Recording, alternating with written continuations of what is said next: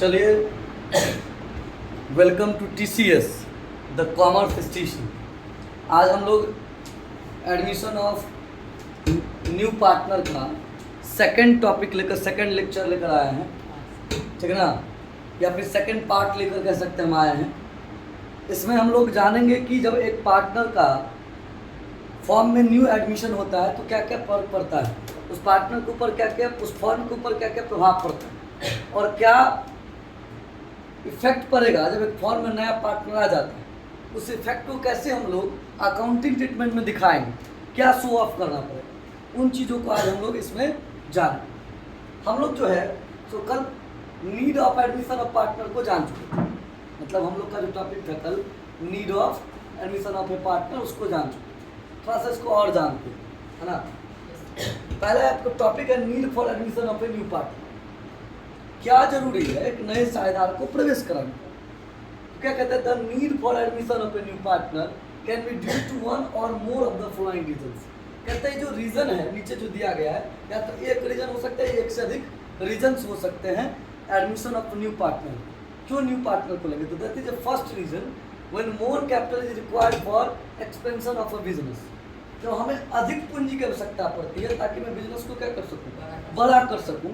For example, Bihar सरकार की एक योजना आया जल नल योजना, और मैं टैंकर टंकी बनाने का काम करता हूँ, ठीक, प्लास्टिक का पाइप बनाने का काम करता हूँ, और मेरे पास ऑलरेडी बहुत सारे कस्टमर हैं। मैं चाहता हूँ कि बिहार सरकार का प्लान में ले लूँ। मैं बिहार सरकार के पास गया, कहा भैया हमको ये प्लान आप प्रोजेक्ट दे दीजिए। बिहार सरकार ने मेरे टेंडर्स को देखा, सेटिस्फाई होकर हमको दे दिया। तो मेरे पास तो ऑलरेडी पहले वाला बिजनेस था, अब सेकंड बिजनेस और आ रहा है, तो हमको क्या चाहिए, कैपिटल चाहिए ना। देख, तो अब हमारे पास कैपिटल आने के दो तरीके हैं, या तो हम डेब्ट कैपिटल लेंगे या फिर ऑनर्स कैपिटल लेंगे।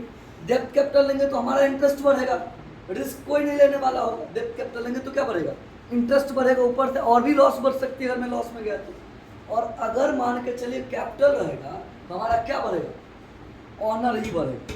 लेकिन ऑनर बढ़ने से रिस्क के टेकर भी ज़्यादा मिल जाएंगे, हाँ प्रॉफिट होगा तो सब मिलके लेगा। लेकिन अगर ऑनर नहीं मिला, अगर ऑनर मिल जाता है तो हमको बेनिफिट उसका मिल जाता है। फर्स्ट रीजन ये। Second, to increase the goodwill of the firm. कहेगा सर कोई नया पार्टनर आने से गुडविल कैसे इंक्रीज होगा। हम वैसे लोगों को ही रखेंगे पार्टनरशिप फॉर्म में जो हमारे गुडविल को क्या कर सके, इनहेंस कर सके। जैसे कल एग्जाम्पल दिए थे कि सचिन तेंदुलकर को ले लीजिए, जैसे लुमिनस वाले ने ले लिया, विराट कोहली को CF टायर वाले ले लिया, MRF टायर वाले ले लिया। फिर आ जाइए MS धोनी साहब को कौन ले रखा है,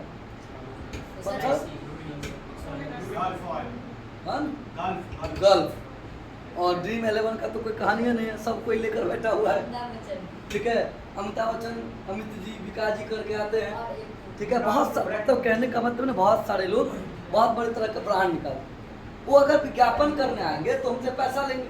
हमने कहा भैया मत लो पैसा, तुमको मालिक बनाना चाहते हैं, काहे तुम हमारे यहाँ एज ए ब्रांड एम्बेसडर काम करोगे। तो हमने उनको अपने यहाँ पार्टनरशिप फॉर्म में रख लिया, मेरा गुडविल इंक्रीज होगा। थर्ड पॉइंट पर, to improve the management of the firm. हमारे फॉर्म का जो मैनेजमेंट है उसको इम्प्रूव करने के लिए भी हम न्यू पार्टनर को ले सकते हैं। अर्थात उस व्यक्ति को हम अपने यहाँ फॉर्म में रखेंगे जो हमारे मैनेजमेंट को क्या कर सकता है, इम्प्रूव कर सकता है। यानी उसके पास मैनेजरियल कैपेसिटी अधिक है, वो प्रबंध करने की क्षमता अधिक रखता है, तो मैं उसको ले लूँगा। फिर उसके बाद to utilise abilities of a skilled employee. हमारे पास स्किल्ड एम्प्लॉय, और वो मैक्सिमम यूटिलिटी कब देगा, जब उसको हम ऑनर बना दें। अगर हमने पार्टनर स्टाफ को कहा कि भैया आपके पास जो स्किल है आप यूज करो, आपको हम ऑनर बना देते हैं, मतलब अपने फॉर्म में पार्टनर ले लेते हैं, प्रॉफिट जो उसका आपको सेम मिलेगा, तो हकीकत 100% हो और स्किल को अच्छे से यूज करता है। At last, the end competition in business. जो कंपटीटर है आपका, उसको आप अपने बिजनेस में एज ए पार्टनर रख सकते हैं। तो there are all 5 reasons of admission of a new partner. 5 causes है, रीजन्स है तो एडमिशन न्यू पार्टनर का होगा। चलिए थोड़ा सा आगे चलिए। अब अगला पॉइंट हमारा कि अगर पार्टनरशिप फॉर्म में कोई क्या करता है, न्यू पार्टनर आता है, उसका इफेक्ट क्या पड़ेगा।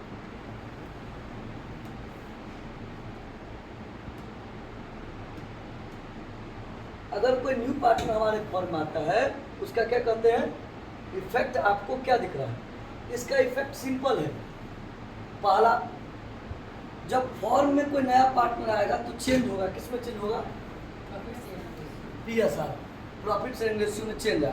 और जब ये प्रॉफिट शेयरिंग रेशियो में चेंज आएगा तो रिलेशन चेंज होगा, और रिलेशन चेंज होगा तो फॉर्म का क्या हो जाएगा? यानी कि पुनर्गठन होगा। फॉर्म का सीधा सीधा रिकंस्टिट्यूशन हो जाएगा, यानी कि पुनर्गठन।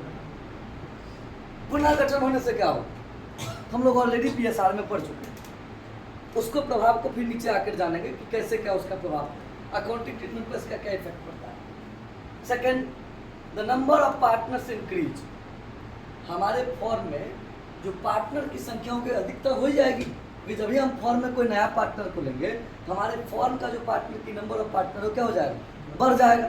और जब ये बढ़ जाएगा तो दिक्कत कहाँ आएगी? प्रॉफिट शेयरिंग रेशियो में आएगी। तो पहले हमने PSR को इंडिकेट कर दिया कि चेंजिंग PSR हो जाएगा। थर्ड पॉइंट है right to new partner in the future profit of the firm. अब मेरा जो नया पार्टनर आया है वो तो चॉकलेट खाने आया नहीं, गर्मी बहुत है तो कोल्ड ड्रिंक पीने तो आया नहीं, वो आपके आया है प्रॉफिट मोटिव के चक्कर, उसको प्रॉफिट में शेयर दीजिएगा ना।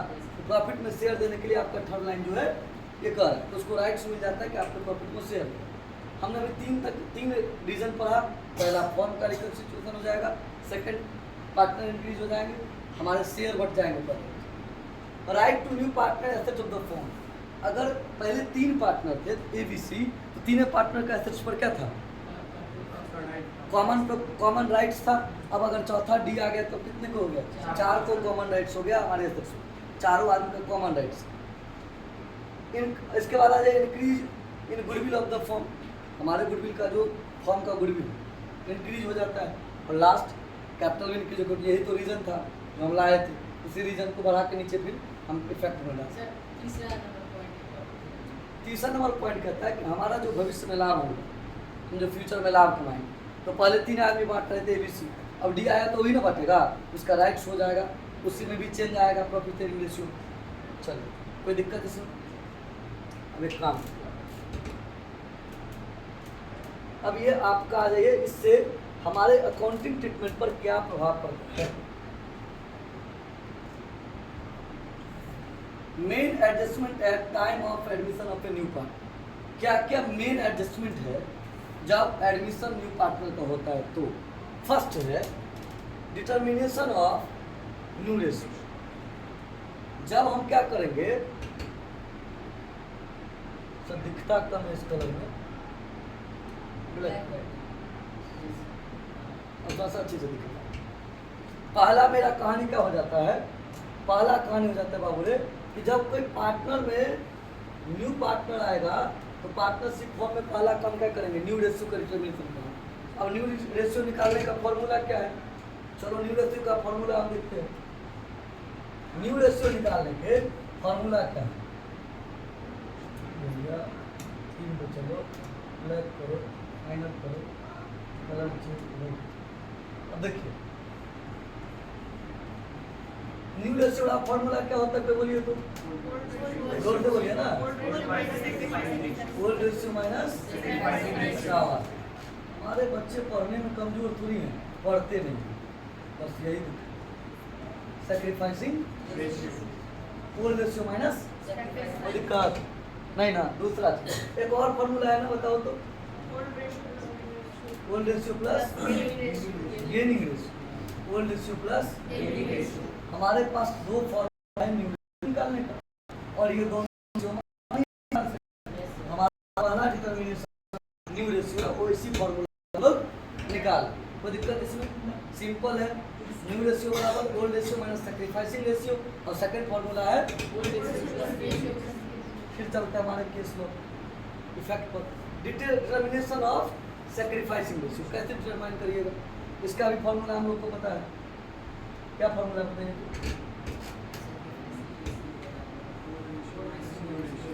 Sacrificing,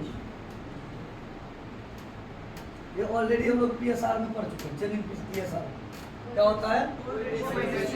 old ratio minus new ratio. Very good, कोई दिक्कत किसी को? ये भी मेरा काम हो गया ना, तो दिक्कत नहीं ना। अब अगला क्या होगा? अब अगला डिटर्मिनेशन अब अगला हो गया मेरा एडजस्टमेंट ऑफ गुडविल। अब गुडविल को वैल्यूड करने के लिए हमने पिछले चैप्टर में पढ़ चुके हैं, nature and significance of goodwill पढ़े, क्या सब पढ़े। हम लोग गुडविल को निकालने का 4 मेथड पढ़े, क्या सब पढ़े उसको जरा सा देखिएगा। यहाँ पर आ जाइए आप। पहला जो है हम लोग का हो जाता है एवरेज प्रॉफिट मेथड, सेकंड हो जाता है सुपर प्रॉफिट मेथड, थर्ड हो जाता है कैपिटलाइजेशन मेथड, फोर्थ हो जाता है हिडन गुडविल। 4 तरह से गुडविल का हम वैल्यूएशन करते हैं।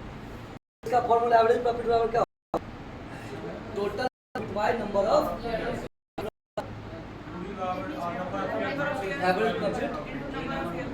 Average profit multiple number of place. फिर सुपर प्रॉफिट में ये पहले तो एवरेज प्रॉफिट निकाला रहेगा, नहीं निकाला है तो निकाल लेंगे। फिर नॉर्मल प्रॉफिट बराबर क्या होगा, capital employed multiple NRR by 100। क्या होगा, capital employed multiple NRR by 100। और अगर कैपिटल एम्प्लॉयड नहीं दिया तो total assets minus outside liability, total assets minus outside liability. फिर सुपर प्रॉफिट निकाल लीजिए, average profit minus normal profit. और फिर उसके बाद गुडविल निकाले तो गुडविल बराबर super profit multiple number of PF. फिर कैपिटलाइजेशन में आ जाए, एवरेज प्रॉफिट का अलग कैपिटलाइजेशन होगा और सुपर प्रॉफिट का अलग। पहले कैपिटलाइजेशन पर एवरेज प्रॉफिट निकाल लीजिए, एवरेज प्रॉफिट दिया रहेगा नहीं तो निकाल लेंगे। Average profit multiple 100 by NRR capitalisation हो गया। और सेकंड इसका गुडविल का फॉर्मूला हो जाएगा, कैपिटल एम्प्लॉयड निकालना होगा तो total assets minus outside liabilities निकालेंगे। गुडविल बराबर क्या हो जाएगा, capitalisation of average profit minus capital employed निकल गया। सुपर प्रॉफिट को तो डायरेक्ट निकालेंगे, super profit multiple 100 by NRR निकल। हिडन गुडविल में आपको 2 तरह का काम करना है। क्या सब, पहले total capital of the firm निकाल लीजिए, पूरे फर्म का कैपिटल निकाल लेंगे। सेकंड क्या करते हैं, total capital of the partner निकालते हैं, न्यू पार्टनर ओल्ड पार्टनर को जो दिया हुआ है कैपिटल उसको जोड़ देते हैं। हम लोग पढ़ेंगे इस चैप्टर में उसको, तो हिंट कर रहे हैं आप। तो न्यू कैपिटल को ओल्ड पार्टनर कैपिटल को दोनों को जोड़ते हैं तो हमारा क्या निकल जाता है, total capital of the firm निकल गया और total capital of the partner निकल गया। तो हिडन गुडविल बराबर होता है total capital of the firm minus total capital of the partner, घटा दीजिए हिडन गुडविल निकल गया। तो ये 4 वैल्यूएशन हम लोग को कर रहे हैं गुडविल का, और ये चारों हम लोग एडमिशन में पढ़ेंगे, रिवीजन भी का हो जाएगा और हम लोग का आगे तैयारी भी होगा। चलिए अब आगे आ जाए। अब इसको एडजस्टमेंट कैसे करेंगे, तो सैक्रिफाइसिंग एंड गेनिंग रेशियो करेंगे। कोई न्यू पार्टनर के लिए तो सैक्रिफाइस क्या होगा, और उसी दिन बताए थे फर्स्ट लेक्चर के अंदर कि जब न्यू रेशियो के लिए जब कोई न्यू पार्टनर आएगा तो सैक्रिफाइस में फ्री में तो कोई करके देगा नहीं, उसके बदले में आपको गुडविल का शेयर लेगा। तो यहाँ पर जो गुडविल निकल के आएगी उसी गुडविल का शेयर लेता है कौन, सैक्रिफाइसिंग। फॉर एग्जाम्पल उस दिन बताया था कि 60,000 मान के चलो गुडविल है, 1/10 दे रहा तो 6,000 ही माई समझ। फिर accounting for general reserve, accumulated undistributed profit and loss, जैसे हम बनाते थे general reserve account, debit to partners capital account, statement of PL account debit to partners capital account, और डेबिट बैलेंस है तो partners capital account debit to. कोई दिक्कत, ये मेरा accounting for general single entry वाला है तो पता ही है पिछले चैप्टर में पढ़ेगा। और हम लोग का जो चेंज है PSR से थोड़ा सा हट कर बात है वो कैपिटल में आता है। एक चीज़ बीच में रह गया होगा, रीअसेस ऑफ लायबिलिटीज है। जो ऑनलाइन देख रहे हैं, जो यूट्यूब पे देख रहे हैं, जो फेसबुक पे देख रहे हैं, उनको एक चीज़ हम अलर्ट कर देते हैं। आपके सर अच्छा पढ़ाते होंगे, इसमें कोई डाउट नहीं है आपको, लेकिन एक वर्ड है जो बार बार मिस्टेक से हम लोग भी कभी कभी यूज कर लेते हैं, सर लोग हैं वो भी मिस्टेक करते। हम लोग एसेट्स का रिवैल्यूएशन करते हैं हमेशा, लायबिलिटी का रिवैल्यूएशन नहीं होता। लायबिलिटीज का होता है रीअसेस्ड। अब रिवैल्यूएशन मतलब फॉर्म संपत्ति का मूल्यांकन होता है, दायित्व का पुनर्धारण होता है। पुनर्धारण लायबिलिटी का नहीं। हम लोग जब थ्योरी का लिखेंगे लायबिलिटीज मतलब रिवैल्यूएशन एसेट्स का करेंगे और रीअसेसमेंट लायबिलिटीज का करेंगे। बात समझ गए? तो हम लोग क्या करेंगे, रिवैल्यूएशन अकाउंट के जरिए ये चीज़ करेंगे। या तो रिवैल्यूएशन का जर्नल बनाने को कहेगा, या रिवैल्यूएशन बनाने को कहेगा। ये भी हम लोग कहाँ पढ़ चुके हैं, चेनिम PSR के, ये भी कहाँ पढ़ चुके हैं, चेनिम PSR। अब जो भी परिवर्तन आएगा, कुछ न्यू बातें आएंगी तो ये एडजस्टमेंट ऑफ कैपिटल में बढ़ता है। नए पार्टनर साहब प्रीमियम लेकर आए, नए पार्टनर साहब कैपिटल लेकर आए, नए पार्टनर साहब प्रीमियम ना लेकर आए, करेंट अकाउंट के थ्रू एडजस्ट करना है। इन सभी चीज़ों का चर्चा हम लोग इसमें करेंगे। इतने कहानी पूरे इस चैप्टर में कंसेप्ट है, पहला कंसेप्ट हमने बताया कि why a new partner admitted in the form. Second हमने कहा which is the need. Third हमने कहा effect on form after admitted new partner. और इसके बाद क्या कहा कि क्या क्या मेन अकाउंटिंग ट्रीटमेंट्स होते हैं। इतने सारे कहानी हैं, इसमें एक पॉइंट छोड़कर बाकी पॉइंट हम पिछले चैप्टर में पढ़ चुके हैं। चाहे गुडविल का वैल्यूएशन करने का बात हो, पीएसआर का बात हो, न्यू रेशियो का बात हो, सब पढ़ चुके हैं। तो चैप्टर बड़ा आसान है, चैप्टर में कोई दिक्कतें नहीं है। अगर आप न्यूमेरिकल लेकर बनाने बैठिएगा, मैं सीओटी के साथ कहता हूँ बनाने में कोई तकलीफ नहीं हो। अगर आपको याद नहीं, पिछले चैप्टर चेंज इन पीएसआर में ही दिक्कत है, इसमें और चेंज इन पीएसआर में दिक्कत नहीं है तो इसमें दिक्कत नहीं हो। ठीक है, कुल मिला के इतने कहानी थे। ठीक, अब आगे का कंसेप्ट न्यूमेरिकल हम अभी यूट्यूब पे अपलोड करने वाले हैं नहीं, ताकि हम ऑफलाइन क्लास वाले हैं। हम न्यूमेरिकल भी अपलोड कर देंगे तो पैसा कहाँ से कमाएंगे, यूट्यूब तो पैसा दे नहीं रही है, काफ़ी पेट का सवाल है, तो वहाँ पर इसलिए हम न्यूमेरिकल नहीं डालेंगे।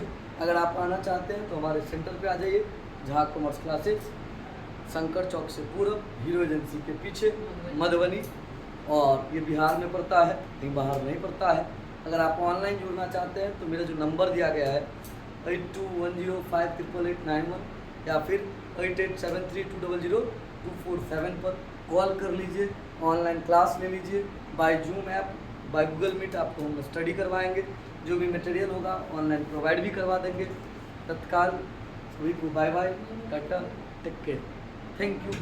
ठीक है, अगर एक बार आपको नंबर वगैरह देखना है तो आप यहाँ से देख सकते हैं, यहाँ मेरा फ़ोन नंबर नहीं है, तो ये देख लीजिएगा, बहुत सारे कवर में होगा ही। Thank you.